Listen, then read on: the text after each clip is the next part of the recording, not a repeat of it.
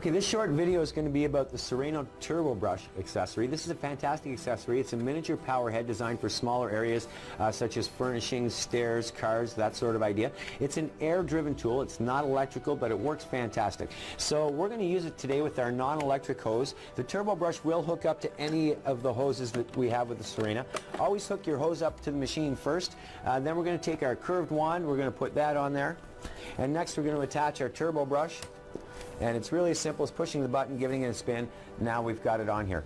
Nothing happens until, of course, we turn on the machine, and when we do, you'll see it spin.